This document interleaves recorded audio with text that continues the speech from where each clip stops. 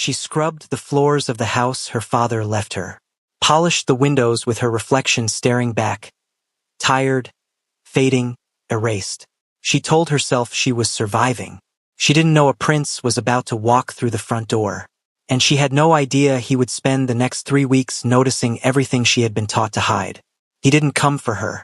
Everyone made that very clear. But nobody told him that. The cloth in Aurora's hand had been white once. Now it was gray at the edges. Fraying at the corner, she had folded over 3 times to give her fingers something to grip. She pressed it against the lower panel of the glass wall in the drawing room and dragged it upward in slow, deliberate circles. The kind of movement that had become so familiar to her body it no longer required thought. Just muscle. Just endurance. Just the quiet, grinding discipline of a girl who had learned that surviving looked a lot like disappearing. The Beaumont estate sat in the quieter stretch of the English countryside outside Winchester, the kind of property that exhaled old money, where the hedgerows were trimmed into clean geometry and the gravel on the driveway crunched beneath expensive shoes. Stone-faced and ivy-threaded, the house had stood for over 100 years. Her father used to say it had personality, that it breathed, that if you pressed your ear against the oldest wall in the east wing, you could hear the echo of every generation that had lived and laughed and loved inside it. Aurora hadn't pressed her ear against any wall in a long time. She just cleaned them. You missed a streak. Right there. No, there, Aurora. Are you blind or simply incompetent this morning? Vivian Beaumont's voice entered the room before the rest of her did. A sharp, carrying tone that had the particular quality of a sound designed to reduce. She swept in wearing a silk robe the color of cold slate, her hair already set. Her posture the posture of a woman who had decided long ago that comfort was something other people settled for. She stopped at the center of the room, tilted her chin, and looked at the glass wall the way one might assess a disappointing investment. I see it, Aurora said. Quietly, evenly, she moved the cloth back to the spot and worked at it again. A thin smear, barely visible to anyone who wasn't searching for fault. Vivian watched her with the patient, particular satisfaction of someone who enjoyed the watching more than she would ever admit. The floor in the corridor still has a dull patch near the second door, Vivian continued, turning away to examine her nails. And I want the silver candlesticks on the dining table polished before 4. Not buffed, polished. There is a difference, and if I have to explain it to you again, I will lose what remains of my patience. Yes, Vivian. Not mother. Never that. Aurora had tried it once. Early, tender, foolishly hopeful, and the look she had received in return had cured her of the impulse entirely. A look that said, do not reach for things that were never extended to you. Vivian paused at the doorway. Something in her stillness suggested she wasn't finished, only rearranging. Hannah has her fitting at 2, she said, without turning around. You'll press her cream blouse before then. The one with the buttons, not the other one. She'll know the difference. A beat. And Aurora. Aurora kept working. Yes. I want you invisible this week. Completely. Whatever corner you normally haunt. Find a smaller one. Now she turned, just slightly, just enough to land the words with precision. You should be grateful, you know. Another woman in my position would have had you out on the pavement the morning after your father's funeral. You are here because it suited me to allow it. Don't make me reconsider. She left. The room settled back into silence the way rooms do after unpleasant weather. Cautious, still, waiting to make sure the storm had truly passed. Aurora didn't move for a moment. She stood with the cloth pressed flat against the glass, her reflection staring back at her. Dark hair loosely tied, a few strands loose against her jaw, her eyes holding something that had learned not to spill. She had stopped letting herself cry in rooms where the sound might carry. She had stopped doing a lot of things that might give Vivian something to work with. She pressed her forehead briefly against the cool glass. Just a second, just a breath, and then straightened. Folded the cloth. Moved to the next panel. She hadn't always been this quiet. There was a version of Aurora Beaumont that existed in the years before the second wife, before the slow transformation of this house from a home into a place she merely occupied. That version wore her hair loose on Sunday mornings and sat cross-legged on the kitchen counter while her father made tea so strong it tasted like burnt wood and he called it character in a cup. That version pressed wildflowers between the pages of books and left notes in her mother's coat pockets. Small ones, just sentences. Just I love you today more than yesterday. Her mother, Elaine, had been the kind of woman who made a room feel warmer simply by entering it. Not through performance, through presence. Through the way she listened with her whole face. Through the way she remembered the small things. Through the particular brand of love that does not announce itself but simply is, steady and unhurried, like sunlight through old curtains. When Elaine died, quietly, in the middle of an ordinary Thursday, as though even her leaving tried not to make a fuss, something structural went out of the house. Her father, Thomas Beaumont, grieved the way certain men do, deeply, privately, and poorly. He moved through rooms like a man searching for something he had misplaced and could no longer name. Aurora was 17. She held her grief in both hands and kept moving because someone had to, and because keeping moving was the only way to keep from looking too long at what was gone. Vivian arrived 14 months later. She arrived the way certain women do when they have studied a situation carefully, with soft edges and careful timing, with a manner that suggested warmth without ever quite delivering it. Thomas had been lonely in the particular way widowed men become when silence has lived in their house too long. Aurora had watched the courtship with the quiet dread of someone who could read a room but hoped they were wrong. She was not wrong. The wedding was small, tasteful.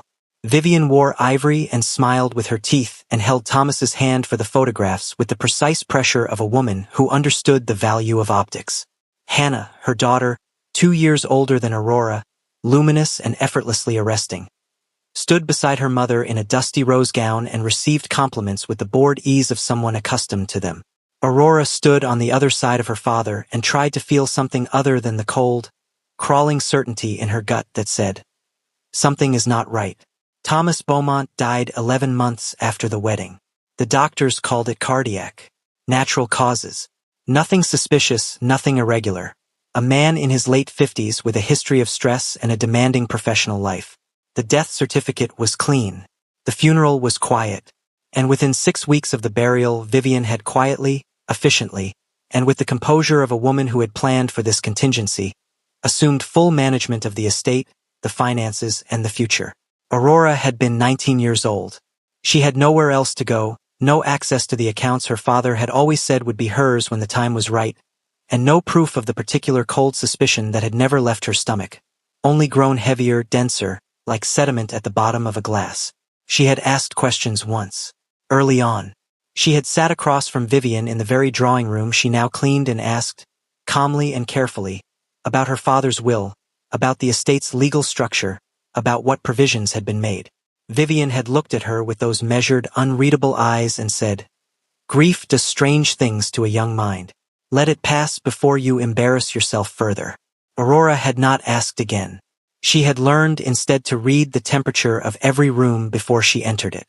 She had learned to complete tasks before they were demanded and to disappear before she became an irritation. She had learned to want very little because wanting things in this house was something Vivian noticed, and anything Vivian noticed she found a way to take. The announcement came at 10:30. Aurora was in the kitchen, pressing Hannah's cream blouse over the ironing board with the focused care of someone who understood that a crease in the wrong place would become her problem before the hour was out. The radio on the counter murmured low. She kept it at a volume that couldn't carry, and pale autumn light pressed through the narrow window above the sink. Vivian's heels on the stone floor announced her arrival 3 seconds before she appeared. Put that down and listen. Aurora set the iron upright. Waited. Vivian stood with her phone in her hand, something moving behind her composed expression that might, on another woman, have been exciting. She kept it controlled. She always did. I have received confirmation this morning, she said, with the measured cadence of someone who had rehearsed this delivery, that Prince Han Ji-sung will be arriving in the United Kingdom on Thursday. His advance team confirmed the schedule an hour ago. She paused, letting the name settle. He will be a guest of this estate for a period of no less than 10 days. Aurora said nothing. The alliance between our families and the Korean royal house has been in negotiation for the better part of 2 years, Vivian continued. Thursday's visit is a formality, but a critical one. The prince is coming to meet Hannah, to assess the suitability of the arrangement with his own eyes. She slid the phone into her robe pocket, which means that by Thursday morning, every surface in this house will be immaculate. Every room will be prepared. Every detail will be considered and executed without error. Her gaze settled on Aurora with the particular weight of someone assigning labor with pleasure. That means you will have a very full few days ahead of you. Hannah appeared in the doorway behind her mother, holding a coffee mug with both hands, still in her silk pajamas, her dark hair falling in artful disarray around her shoulders. She was beautiful in the way that stopped conversation, the kind of beauty that had always made Aurora feel slightly blurred by comparison, like a photograph standing next to its original. "A prince," Hannah said, mostly to herself, with a slow smile. "I've always thought crowns suit me." "They will," Vivian said simply, "if you do exactly as I've prepared you to." Neither of them looked at Aurora. She picked the iron back up and returned to the blouse. By evening, her hands ached. She had moved through the house like breath, present but unregistered, touching every surface and leaving each one better than she found it. The silver candlesticks shone. The corridor floor held no dull patches. The guest suite in the east wing, the finest bedroom in the house, the one her father had called the room for important people with that particular warmth in his voice, had been aired, dusted, the bedding changed to fresh linen pressed with lavender water. She stood in the doorway of that room for a moment before she closed it. The last time she had stood here, she had been standing beside her father while he showed her the framed watercolor above the fireplace.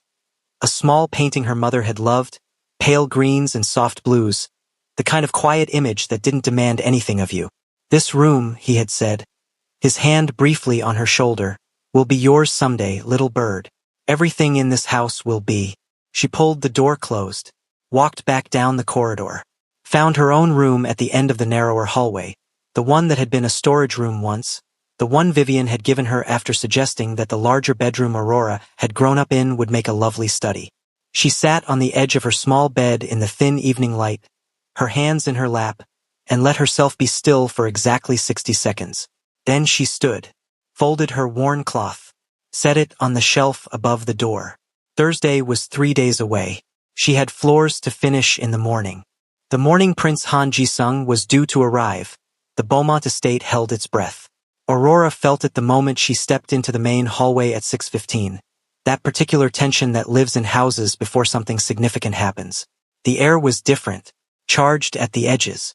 Even the light coming through the tall front windows seemed to be behaving itself, falling in careful, obedient angles across the freshly polished floor as though it too had been briefed on the importance of the day. She had been up since 5. The kitchen first, confirming the catering arrangements Vivian had contracted for the week, checking that the breakfast spread was laid with the precision her stepmother had sketched on an actual diagram the night before, the diagram left on the counter with Aurora's name written at the top in Vivian's angular handwriting.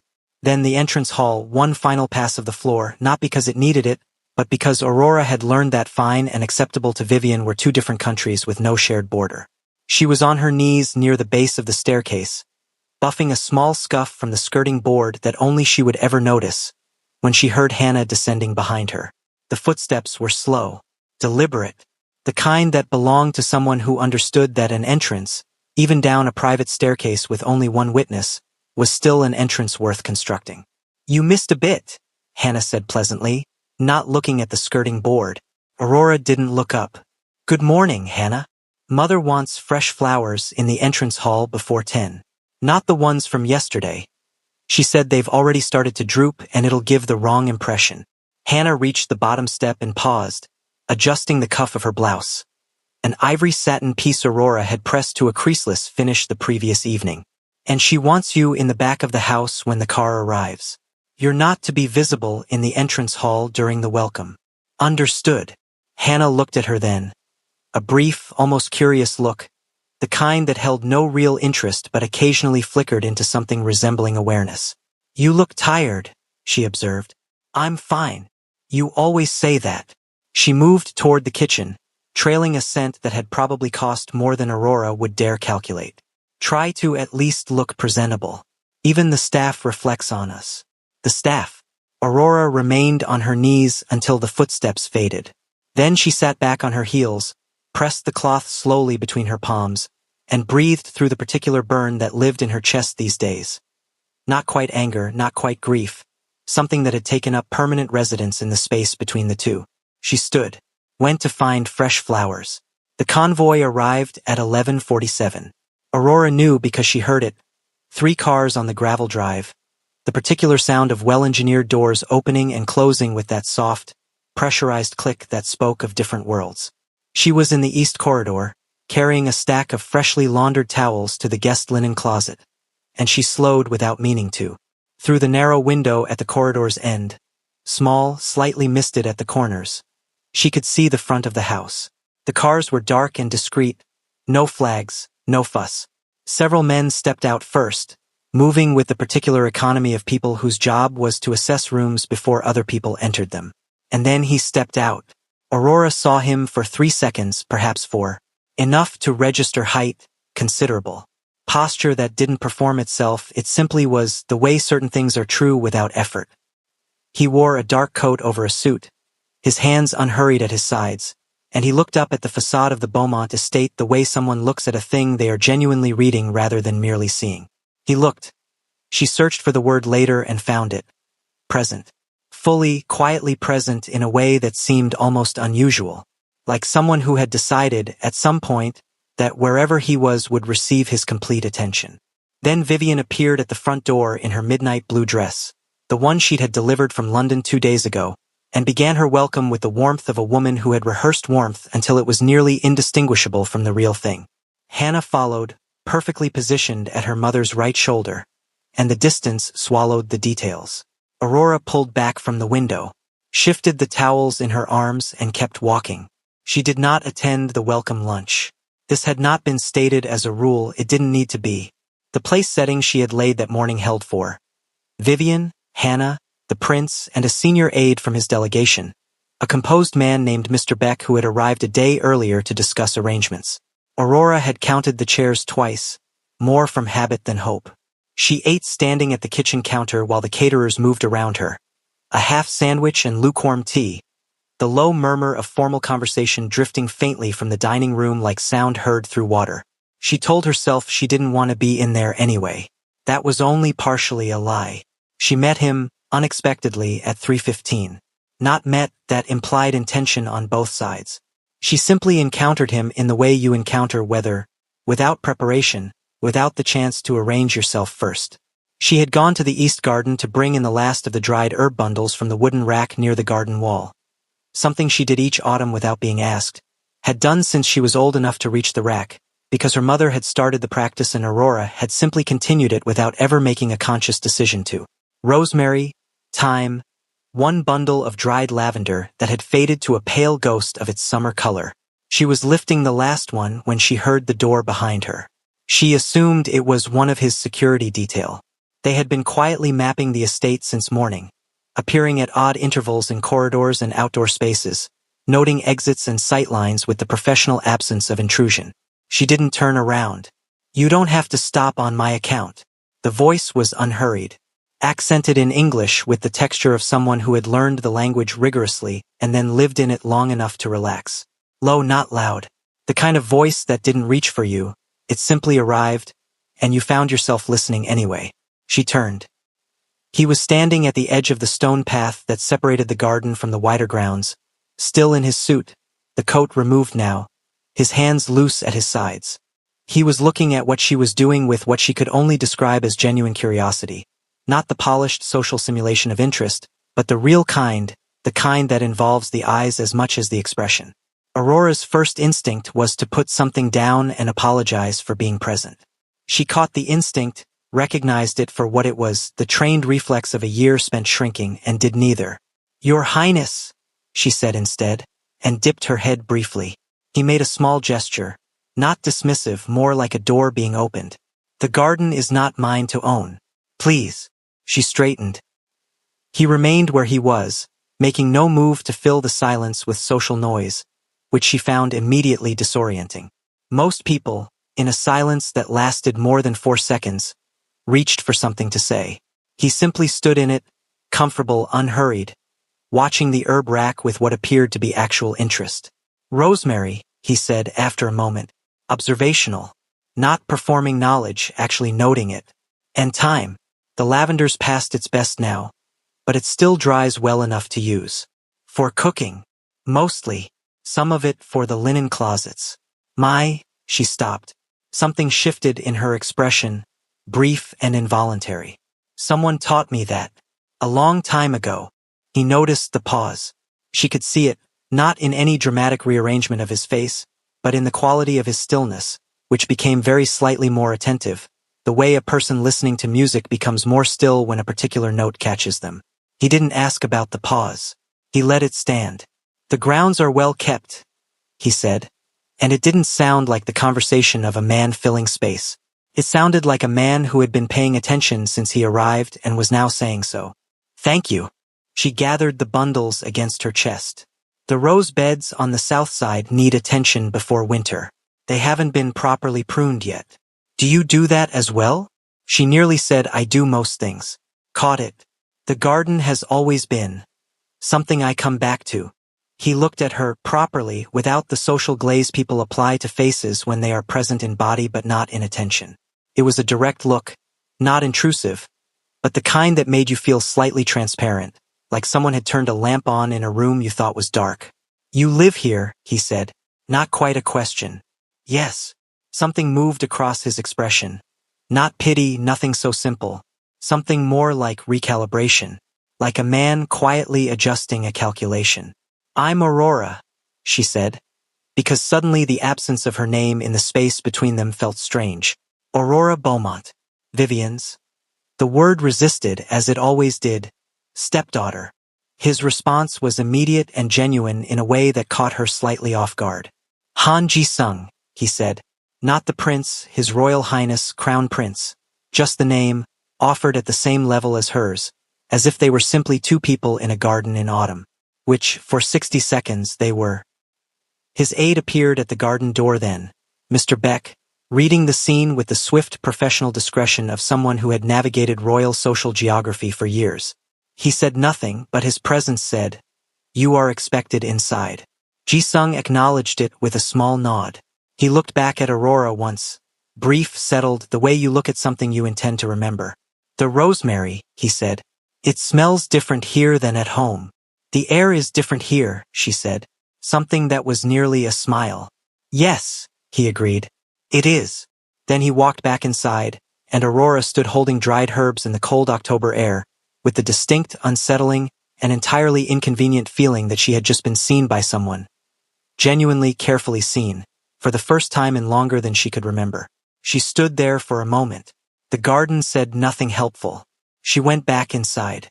Dinner that evening was a formal affair. 5 courses, the dining room lit with the candlesticks Aurora had polished to a mirror finish. Vivian at the head of the table running the conversation like a conductor who had memorized the score and would accept no improvisation. Hannah sat across from Ji-sung in a sage green gown, her posture composed, her smile calibrated, every word she offered wrapped in the kind of elegant delivery that had been practiced and refined until it sat naturally on her tongue. Aurora served. This was not a role she had been assigned in writing. It had simply emerged over time the way many of her roles had, through Vivian's quiet redefinition of what Aurora's presence in the house was for. She carried dishes from the kitchen, refilled water glasses, moved between the table and the door with the trained invisibility of someone who had been taught that her most useful quality was the appearance of absence. She was collecting the 3rd course when she felt it. Not a look exactly. More like the awareness of one, the particular change in atmospheric pressure when someone's gaze finds you in a room. She kept moving, kept her eyes on the task, but the sensation stayed with her. Focused, steady, and coming from the chair where the prince sat. She didn't look up. But her hands, just briefly, became very careful with the plate they were holding. Later, much later, after the plates were washed and the caterers had gone and the house had settled into its nighttime quiet, Aurora sat on the narrow stone ledge outside the kitchen door, her knees drawn up, the cold seeping pleasantly through her cardigan. The sky above Winchester was doing what October skies do, performing depth, layers of dark stacked on darker, a scattering of stars where the cloud had pulled back. She knew these stars. Had learned them from her father, lying on the back lawn on summer evenings with a thermos of tea and a star chart he'd printed from the internet and laminated because if you're going to do something, little bird, do it properly. She thought about the garden, about the way he had said her name, not with the slight, unconscious drop in register that people used when they were noting you as peripheral. He had said it like it was information he was choosing to keep. She pressed her back against the door frame and looked at the sky. He didn't come for you, she told herself. Plainly, not unkindly. The same tone she used for all necessary truths. He is here for Hannah. This is not your story. Don't rearrange your life around a man who noticed your rosemary. The stars offered no counter-argument.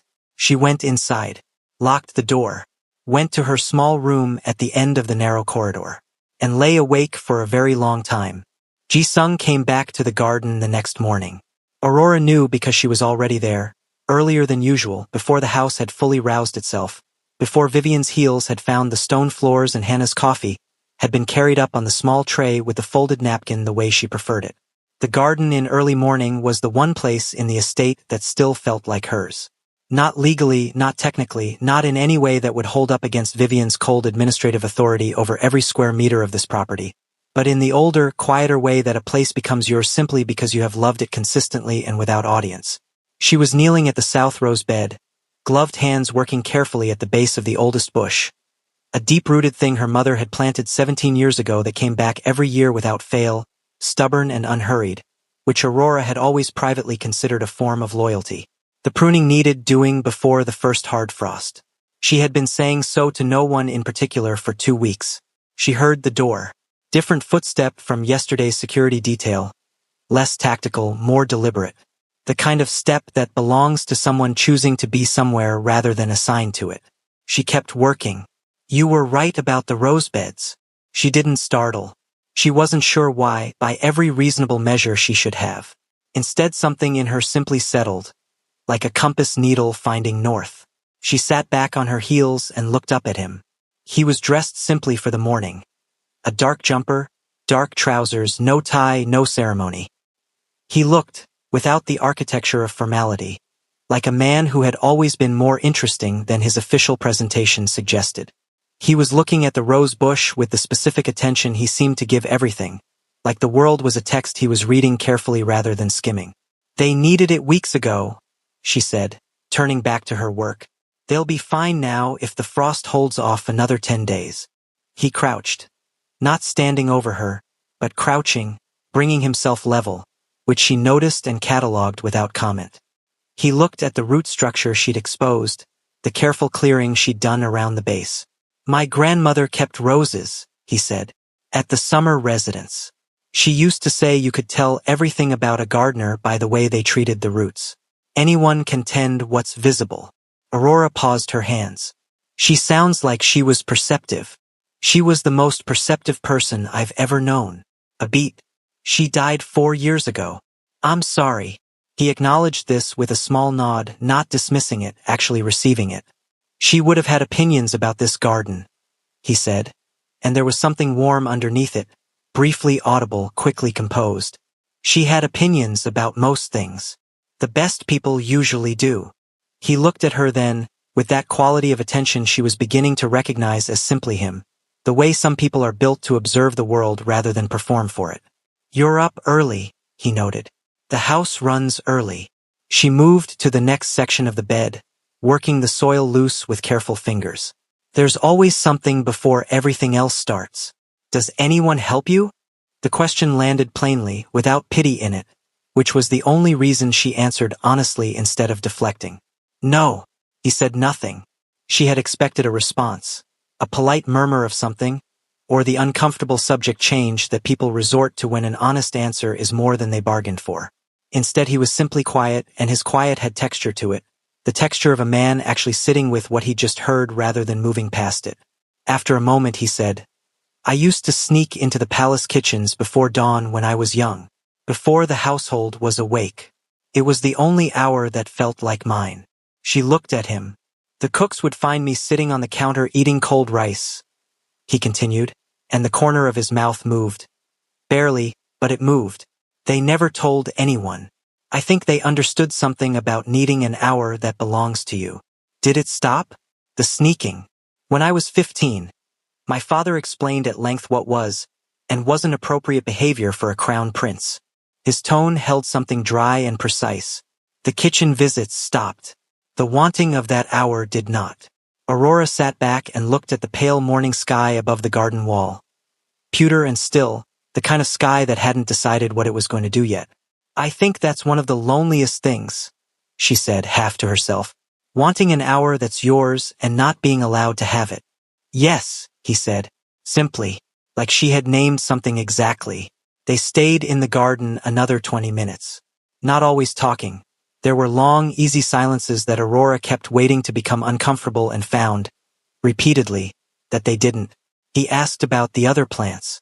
She told him about the lavender hedge along the east wall, about the small kitchen garden her mother had started behind the greenhouse, about the apple tree at the far end that produced too much fruit every September and not enough people to eat it. What do you do with the excess? He asked. I make it into things. She pulled off one glove, flexed her hand. Preserves, mostly. Some dried. I gave a jar to the woman next door last year. She's in her 80s, lives alone. Her son is somewhere in Edinburgh. A pause. She cried, which I hadn't expected. She said her mother used to make apple preserve, and she hadn't tasted it in 40 years. Ji-sung looked at her steadily. What? Aurora said, registering his expression. Nothing. He looked away, back to the garden.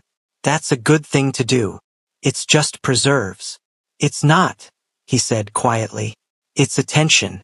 It's the decision to notice that someone exists and to do something small and real about it. He paused. That's rarer than people realize. She had no answer for that. She put her glove back on and returned to the roses, and said nothing, and felt something she hadn't felt in a long time. Something that had no clean name. Something that sat in the chest like the first warmth after a long cold. He was expected to spend his mornings with Hannah. This had been the arrangement, orchestrated by Vivian with the thoroughness of someone who understood that environment was its own argument. Morning tea in the sitting room, a walk through the formal front gardens, conversation structured to allow Hannah's attributes to present themselves naturally. Vivian had Aurora had overheard, provided Hannah with a list of topics.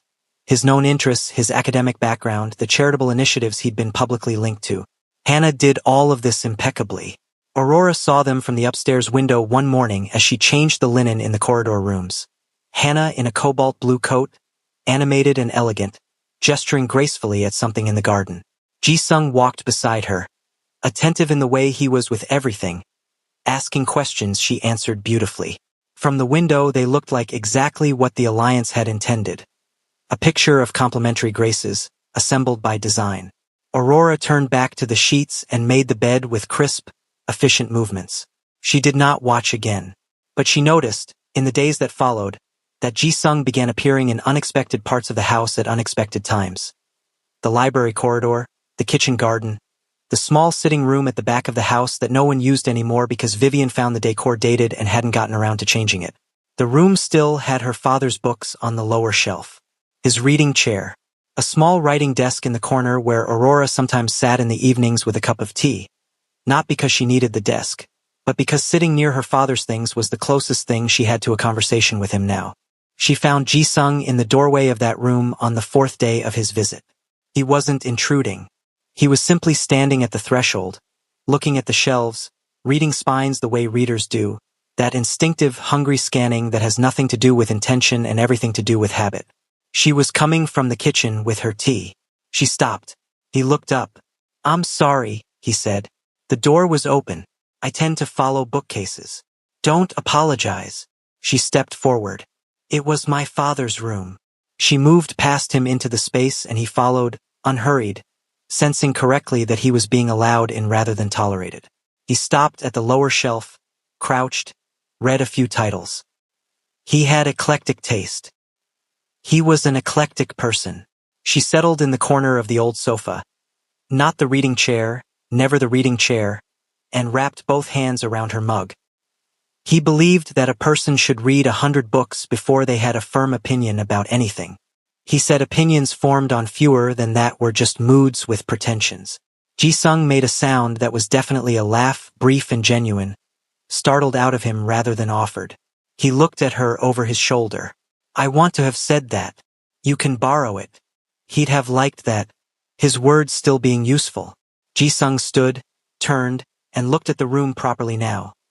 The writing desk, the lamp, the faded armchair. the particular quality of a space that has been loved rather than decorated. "You miss him very much," he said. Not a question.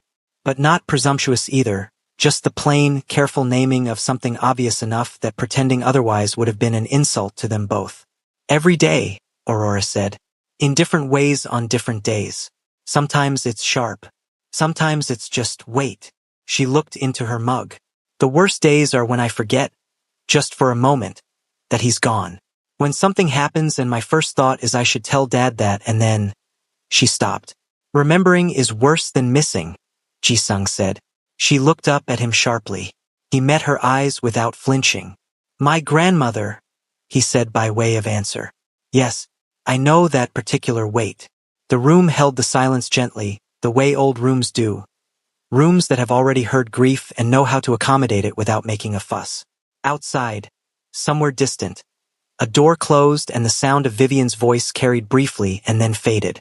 Aurora became aware, suddenly and with a cold clarity, of the gulf between this moment and what was permitted. A crown prince standing in a dusty back room talking about grief with the stepdaughter nobody mentioned. She set her mug down and reached for the version of herself that knew how to disappear. "I should let you get back," she said, starting to stand. "You don't have to do that," he said. She paused. "You do it every time," he said, and there was no accusation in it. Just observation, that same steady noticing. "I say something that lands, and you immediately find a reason to leave the room." She stood fully and looked at him and found, to her own frustration, that she had nothing to say to that because it was true and he clearly already knew it was true, and denying it would be the most transparent thing she had done in a room with another person in years. "I'm not used to staying," she said finally. "Honest. Plain." "I know." He said it without pity. "I'm asking you to try." The house shifted around them. A radiator clicked somewhere, the distant sound of Hannah's voice upstairs, the muffled efficient sounds of a household being run from above. Aurora's world, pressing in at the edges, reminding her of its geometry. She picked up her mug, sat back down, said nothing. He moved to the armchair across from her, not her father's, the other one, and settled into it with the ease of someone who had decided to be somewhere and meant it. She didn't leave. Outside, October light moved slowly across the garden. The apple tree at the far end dropped a fruit. She heard it, faint and soft, the small sound of something letting go and trusting the ground to receive it. Inside, two people sat in a quiet room that had once been loved and learned, slowly and without ceremony, that they understood something about each other that had nothing to do with crowns or estates or the plans other people were making on their behalf. It wasn't dramatic. It didn't announce itself. It simply began the way the most important things do, quietly in an ordinary room over a cooling cup of tea. Hannah noticed on a Tuesday. Aurora knew the exact moment it happened because she felt it, the way you feel a temperature drop before you see the frost. They were in the main sitting room, the three of them by accident rather than design. Aurora replacing the flower arrangement on the side table, Hannah on the settee with a magazine she wasn't reading, and Ji-sung standing at the window with a cup of tea, looking out at the garden and describing, unprompted, something he had read once about the way certain trees communicate through root systems underground. Slow, chemical conversations happening entirely out of sight. Aurora, her back to the room, her hands working stems into water, said quietly, "My father called it the Parliament of Trees. He said they were having meetings we weren't invited to." Ji-sung turned from the window. Something in his expression shifted, that particular, recognizable quality of a person hearing exactly the right words at exactly the right moment. "That's precisely it," he said. "That's exactly what it is. 3 seconds of warmth between two people, natural as breathing, unperformed and unintentional. The kind of small exchange that means nothing in isolation and everything in accumulation." Aurora became aware of the silence from the settee. She placed the last stem, picked up the trimmed ends, and left the room without looking at Hannah directly. But she didn't need to. The particular quality of Hannah's silence had changed in the last 30 seconds. It had acquired an edge, finely honed, the kind that doesn't make noise until it decides to. It began with small adjustments. Hannah started appearing in rooms she previously hadn't bothered with, the library corridor, the kitchen garden, the back sitting room. Not because she wanted to be in those rooms. Aurora understood this with the clear-eyed certainty of someone who had spent years reading the atmosphere of a house for survival. Hannah was mapping Ji-sung's movements. And what she was finding in those maps was not what she had expected. She said nothing directly. Hannah operated with the same architectural control as her mother. She didn't confront, she repositioned. She began finding reasons to draw Ji-sung's attention back toward herself. A question about the royal foundation he'd mentioned, a thoughtful gift left with a handwritten note on the breakfast table, a walk in the garden proposed at the exact hour Aurora usually came out to tend the beds. Ji-sung was gracious. He was always gracious. It wasn't performance, it was simply the bedrock of how he moved through the world. He accepted the note, walked the garden, answered the question with his full attention. He was, in all observable ways, exactly what a man in his position was supposed to be. But Aurora, carrying a tea tray down the corridor one morning, passed the garden and saw Hannah laughing at something Ji-sung had said. A brilliant, musical laugh, head tilted, the whole performance absolutely luminous, and watched Ji-sung smile politely and look, almost immediately and apparently without realizing he was doing it, toward the kitchen garden gate. She kept walking, said nothing to anyone, added it to the small, carefully folded pile of things she kept in the part of herself she didn't examine too often. Vivian called her into the study on Wednesday evening. This room had been her father's first. The walls still held his bookshelves.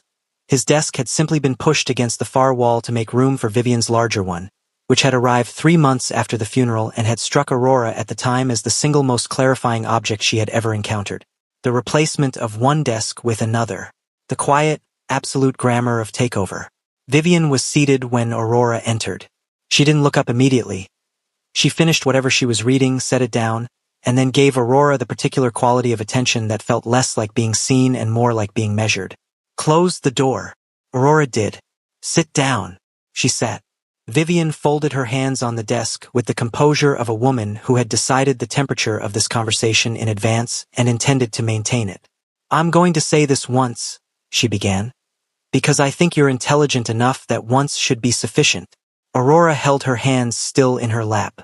Whatever has been happening this week, these conversations, these garden encounters, this peculiar domesticity you seem to have cultivated, it ends.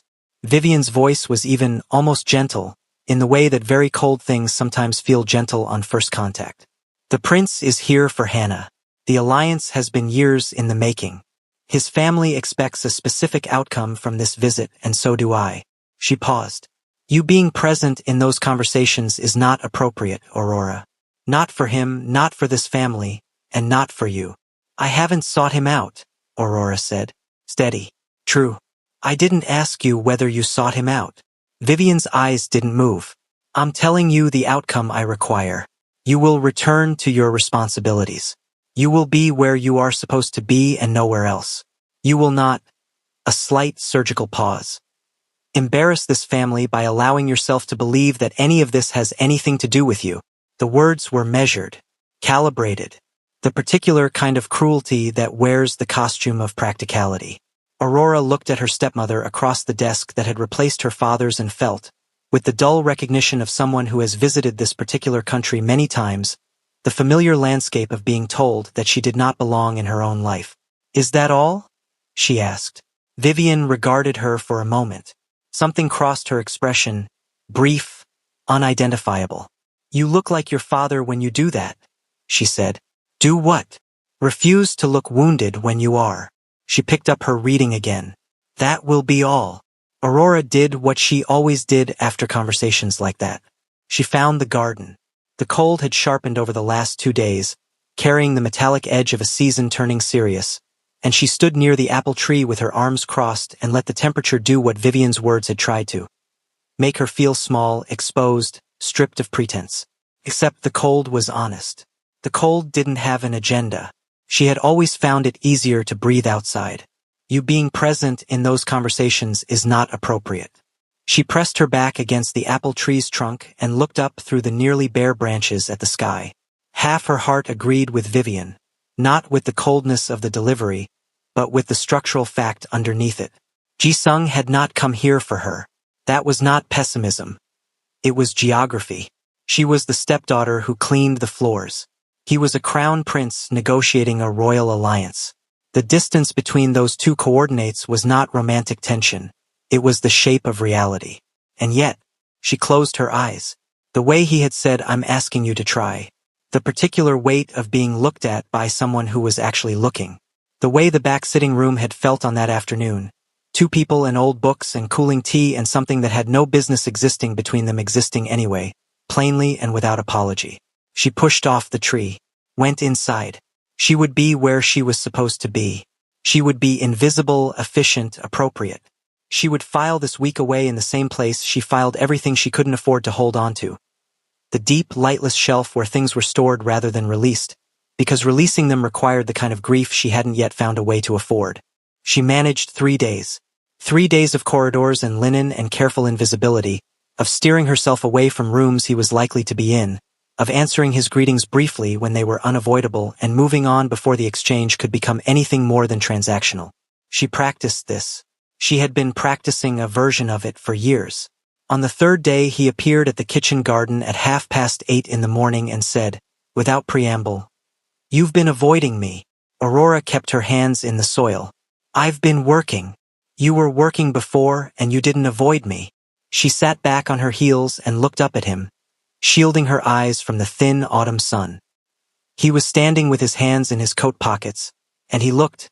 She searched for it. Not wounded, not demanding. Something more patient than either. Like a man prepared to wait for the truth rather than settle for the easier version. "Your Highness."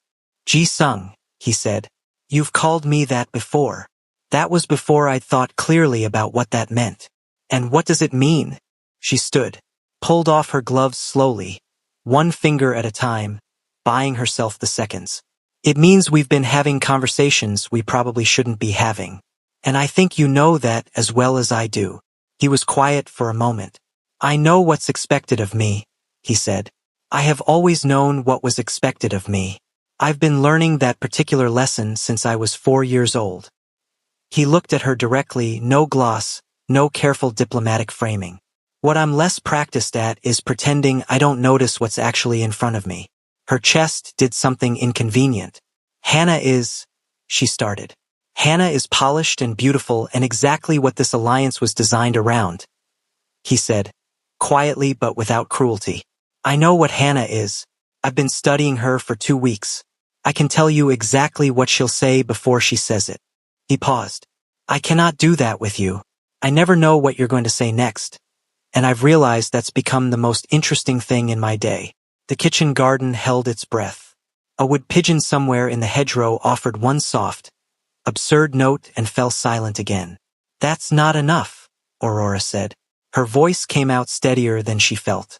"Whatever this is, it's not enough to—" She stopped, reorganized. "You have a life that operates on structures I'm not part of. Expectations, families, alliances. And I have—" She gestured, slightly helplessly, at the garden, the house, the whole collapsed geography of her situation.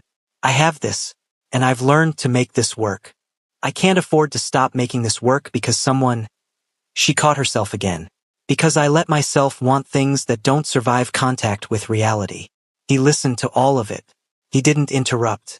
He didn't reach for a counter-argument the way someone building a case would. He simply listened, the way he did everything, completely without reservation. Then he said, "You've been telling yourself a version of your own story that keeps you safe. I understand why. I think you've had very good reasons to do that."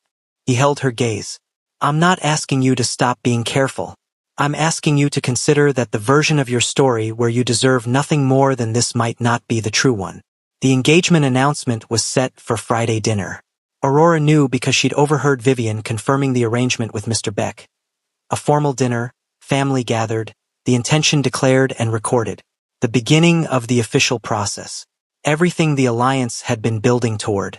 She threw herself into preparations with the particular ferocity of a person who needs their hands too full for their mind to wander. The menu organized, the table laid, the rooms checked and rechecked, the silver already polished past the point of necessity. She moved through the house on Thursday in a kind of controlled velocity, purposeful, relentless, empty of anything she couldn't afford to feel. Hannah floated through the afternoon in a pale gold gown for the fitting, effervescent and luminous, trailing the future like expensive perfume. Vivian reviewed the dining room layout with the focused satisfaction of a general reading a map of favorable terrain. And Ji-sung. She caught a glimpse of him once, through the sitting room doorway, standing at the window in the particular posture of a man who was thinking very carefully about something.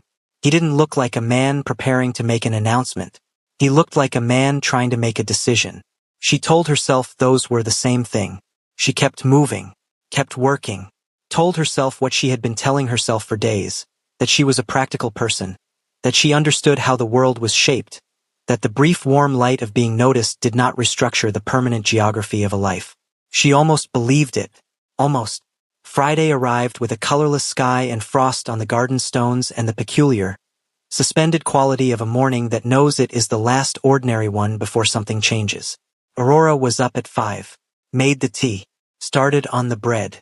Outside, the apple tree stood stripped and patient in the frozen garden, its work for the season complete, waiting now with the particular dignity of things that know how to endure winter without mistaking endurance for defeat.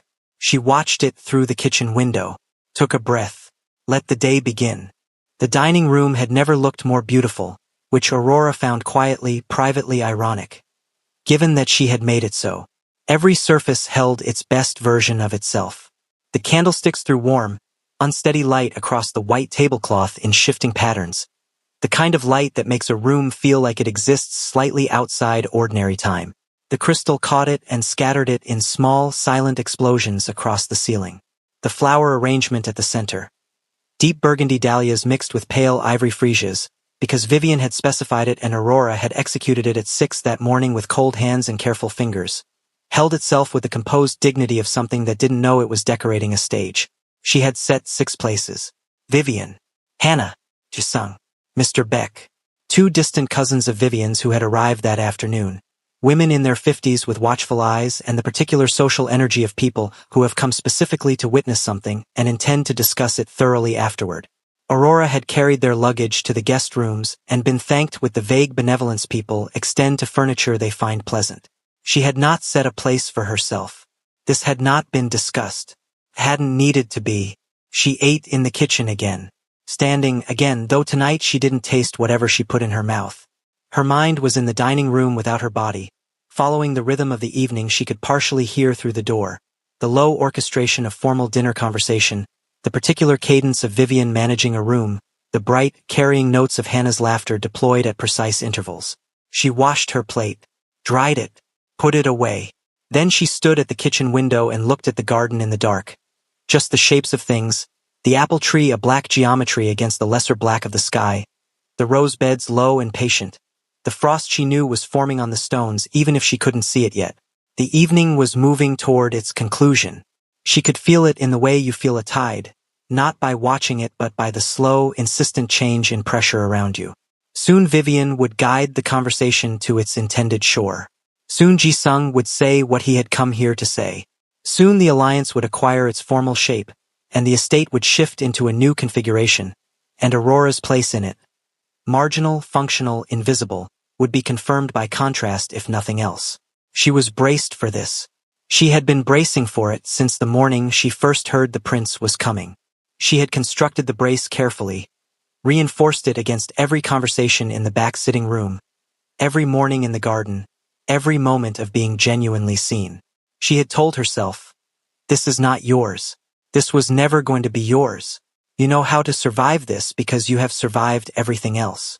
The door to the kitchen opened. She turned, expecting one of the caterers. It was Ji-sung. He was still in his dinner clothes, the dark suit, the white shirt, the subtle formality of a man pulled from a formal table, and he looked like someone who had made a decision and was no longer uncertain about it, which is a very specific thing to look like, and she recognized it immediately because it was the look her father had worn on the morning he married Vivian, and she had understood, in her gut, that the decision had already been made and the day was merely ceremony. She turned fully to face him. Her hands found the counter behind her. "You're meant to be at dinner," she said. "I know." He came fully into the kitchen, letting the door close behind him. "I told them I needed a moment." "Ji-sung, I want to tell you something before I go back in there," he said. Not urgent, not dramatic, quiet and direct in the way she had come to understand was simply the register he operated in when something mattered. Because whatever happens in the next 20 minutes, I don't want you to hear it from across a room without having heard this first. She couldn't find her voice. She nodded. He looked at her across the kitchen. The distance was not large, maybe 6 feet, maybe less, and he spoke with the careful plainness of a man who had spent a great deal of his life saying polished, constructed things and had decided that tonight was not for any of that. I came here knowing exactly what I was supposed to find, he said. I'd been briefed on the family, on the alliance, on what a suitable arrangement required. I arrived prepared to fulfill an obligation I'd accepted because accepting it felt like the right thing, the responsible thing. He paused. And then I came into a garden and met a woman who talked about rosemary like it mattered, who made apple preserves for an elderly neighbor because 40 years was too long to go without something your mother made, who sits in her dead father's room with his books and his chair and keeps his hours because the grief of him is better company than the life she's been handed. Her throat tightened. I've spent my life being trained to read people, he continued, to assess character beneath presentation, to know the difference between a person and a performance. He looked at her steadily. Hannah is remarkable at presentation. She is genuinely everything this alliance was designed around. And she is also, and I say this without malice, entirely a performance. Every word considered, every gesture placed. There is no unguarded moment. There is no, he paused, searching.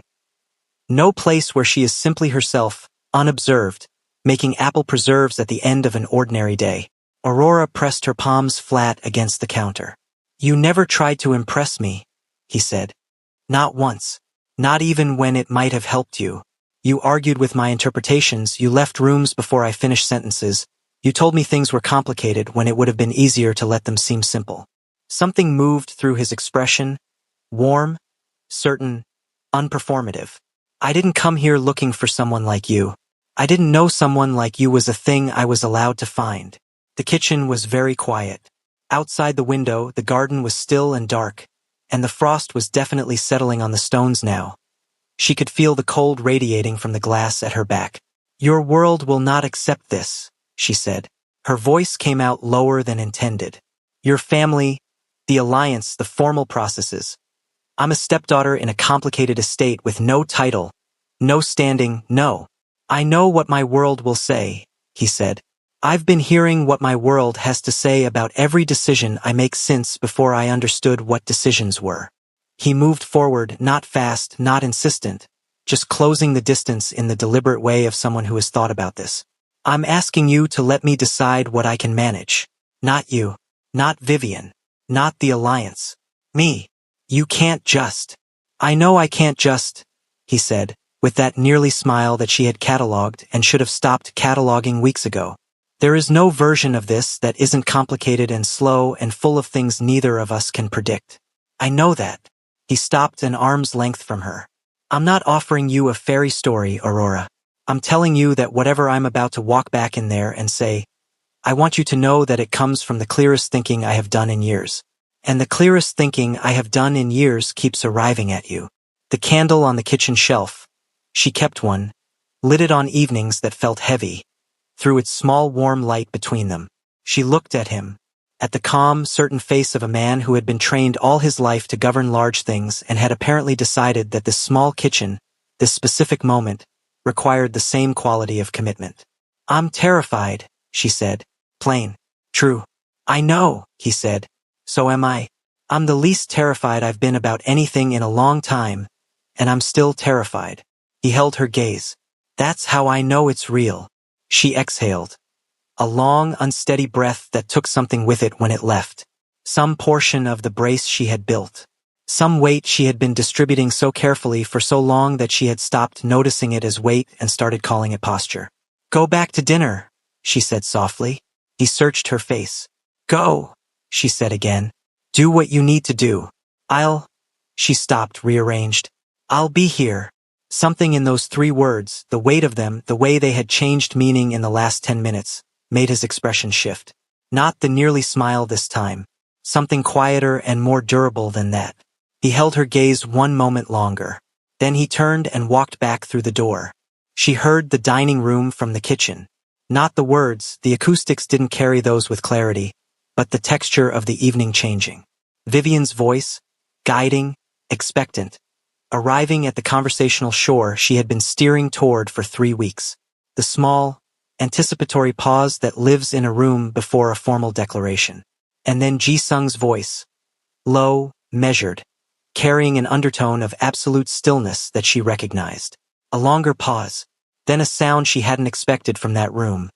Not outrage, not immediate protest, but the specific, crystalline silence of several people recalibrating at once. The sound of a room whose script has just been set aside by the only person with the authority to do so. One voice, Vivian's, began, controlled but with a fracture underneath it, was met with something brief and quiet from Ji-sung. Fell silent. Hannah's voice then. A single sentence, the tone of it reaching Aurora without its content, carrying the high, particular note of someone who has understood what they have just lost and hasn't yet decided how to arrange their face around the fact of it. Then Mr. Beck's voice, steadying, practical, acknowledging, then silence. The kitchen door opened 7 minutes later. Vivian. She stood in the doorway in her midnight blue dress, and she looked at Aurora with an expression Aurora had never seen on her face before, unguarded in a way Vivian never permitted herself in another person's presence. It was brief, a matter of seconds, an expression that contained, in compressed form, the particular devastation of a woman who had planned with precision and been undone by a variable she had failed to account for. Then the composure reassembled, visibly, like watching ice reform, and the expression that replaced it was cold and controlled and directed entirely at Aurora. "You had better understand," Vivian said quietly, with the careful diction of someone keeping their voice from shaking through sheer structural will, "what you have done to this family." Aurora looked at her stepmother across the kitchen, at the woman who had taken her father's desk, who had handed her a cloth and called it generosity, who had told her, in this house that her father built and her mother had loved and filled with warmth, that she was lucky not to be on the pavement. "I haven't done anything," Aurora said, gently, without aggression, without triumph, simply true. "I was in the kitchen." Vivian's jaw tightened. Then, with the careful precision of a woman trying not to break her dignified composure, looked at Aurora and said, "This isn't over yet." Then she turned and left. Ji-sung found her in the garden 20 minutes later. Not the kitchen garden this time, the back lawn near the apple tree, where she had gone because she needed the cold and the dark and the company of something that didn't have an agenda. She was standing with her arms wrapped around herself, her breath visible, looking up at the sky. He came and stood beside her. Not in front of her, not at a formal distance. Simply beside her, the way two people stand when they have accepted they are not strangers. "What did you say?" she asked. She was looking at the sky. "I said," he paused, recalling it, "I said that I did not come here looking for perfection." He let out a breath slowly. "And then I said that I came here to find someone real." A beat. The room was quiet for quite a long time after that. Despite everything. The evening, the cold, the tilted-over shape of what had just changed.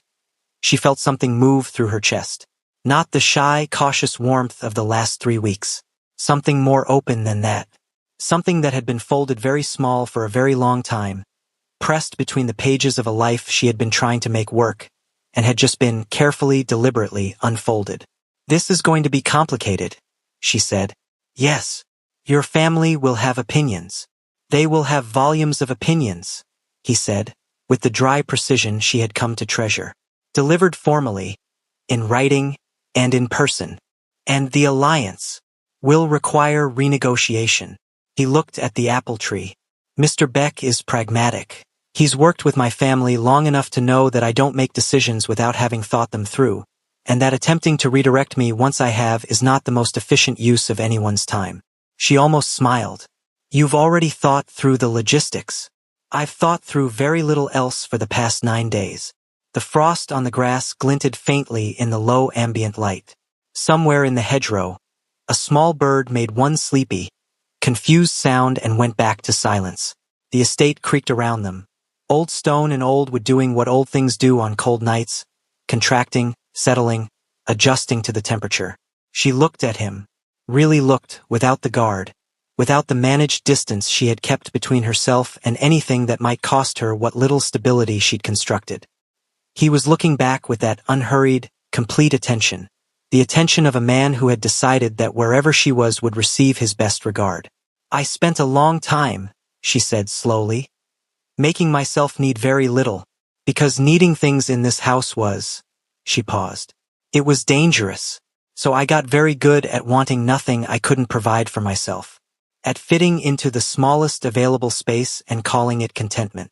I know, he said quietly. And now you're standing in my garden, she continued, telling me to take up more space. She exhaled. That's not a small thing to ask. That's not something I know how to do quickly. I'm not asking you to do it quickly, he said. I have no interest in fast. He turned slightly toward her. I grew up in a world that moved fast and expected me to move with it. Speeches, decisions, appearances, alliances, all velocity, all surface. I don't want that here. He was quiet a moment. I want whatever this is to be real. That means slow. That means honest.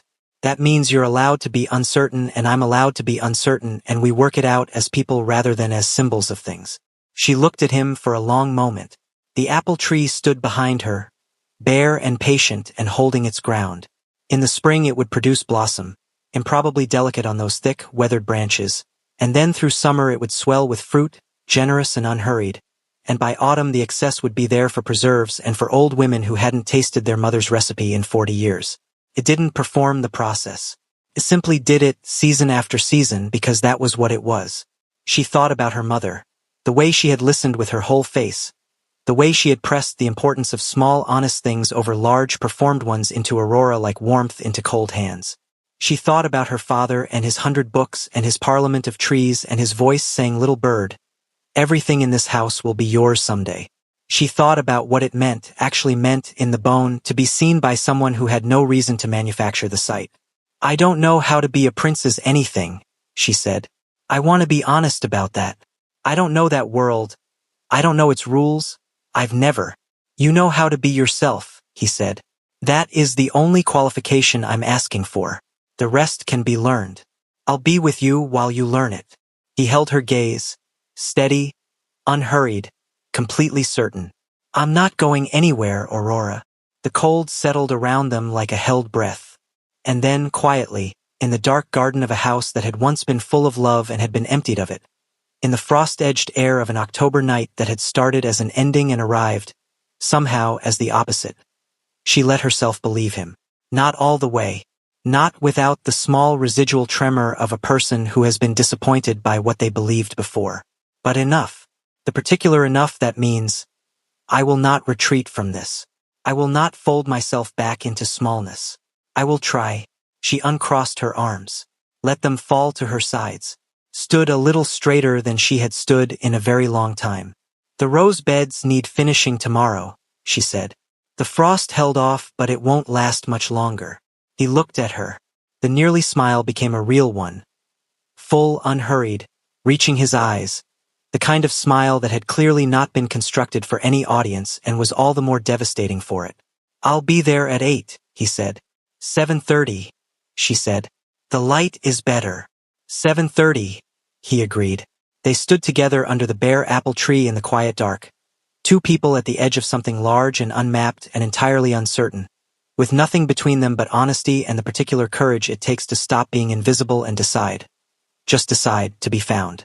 And for the girl who had spent years standing in the shadows of a house that had forgotten it belonged to her, this was not a small thing. This was everything.